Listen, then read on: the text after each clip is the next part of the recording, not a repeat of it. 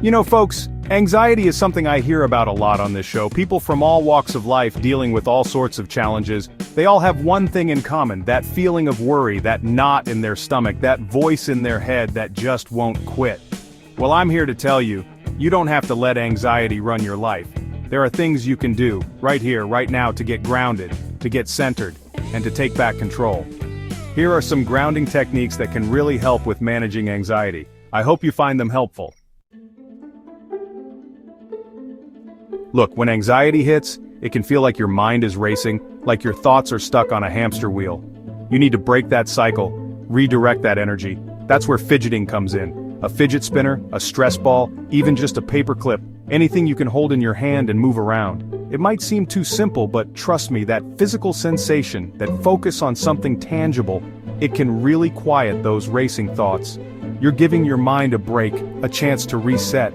And sometimes, that's all it takes to start feeling a little calmer. You ever notice how when you're anxious, you hold your breath, or you take these short, shallow breaths? Your body's in fight or flight mode. We need to tell your body it's safe, it's okay to relax. And the quickest way to do that is through your breath. Here's a little trick called belly breathing. Put one hand on your chest, one hand on your belly. Now, breathe in slowly through your nose, feeling your belly expand like a balloon. Hold it for a beat, then exhale slowly through your mouth like you're letting out a sigh. Keep doing this for a few minutes. You're basically hitting the reset button on your nervous system. Anxiety, it's not all in your head, it shows up in your body too. Tight shoulders, clenched jaw, that feeling like you're carrying the weight of the world. We gotta release that tension. This is called progressive muscle relaxation. And it's easier than it sounds. Start with your toes, curl them up tight, hold for a count of 5, then release. Feel that tension melt away. Now move up to your calves, your thighs, your glutes, each muscle group tense and release. By the time you get to your face, you'll be amazed at how much more relaxed you feel. Chapter 4. Wash your worries away. You know how good a hot shower feels after a long day? It's not just about getting clean, it's therapeutic. The warm water, the steam, it's like a hug for your nervous system. Think about it. The water cascading over your skin, it can be incredibly grounding. You're literally surrounded by this soothing sensation. Next time you're feeling anxious, hop in the shower, even if it's just for a few minutes. Let the water wash away the stress and worry. Chapter 5. Get your blood pumping. Here's the thing about anxiety. It thrives on stagnation. When you're stuck in your head, overthinking, worrying, your body needs an outlet, it needs to move. Exercise is a powerful antidote to anxiety.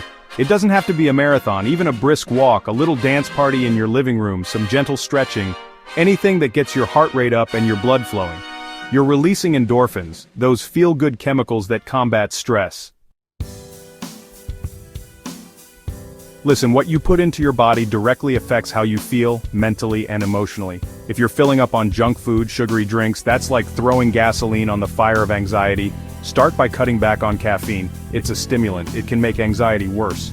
Focus on whole foods, fruits, vegetables, lean protein, the good stuff that gives your body and your brain the nutrients they need to function at their best. And don't underestimate the power of sleep. When you're well rested, you're better equipped to handle stress. Sometimes the best thing you can do when anxiety hits is to create a little space for yourself, a mental timeout. Close your eyes, take a few deep breaths, and repeat these words to yourself. I am safe. I am healthy. This feeling will pass. It's a simple affirmation, but it can be incredibly powerful. You're reminding yourself that you're okay, that you're in control, and that this feeling is temporary. Here's the thing about anxiety. It thrives in isolation. When you're feeling anxious, it's easy to withdraw, to isolate yourself, but that's the worst thing you can do. Reach out to someone you trust, a friend, a family member, a therapist, someone who can listen without judgment, someone who can offer support and encouragement. Remember, you're not alone in this. Millions of people experience anxiety, and there's no shame in asking for help. In fact, it's a sign of strength. Listen, dealing with anxiety can be tough, but I want you to know you're not alone and there are things you can do to feel better. These techniques, they take practice, but over time, they can make a world of difference. Remember, you're stronger than you think and you have the power to manage your anxiety. Take it one step at a time and be kind to yourself. Let me know if you'd like any more tips or have any questions.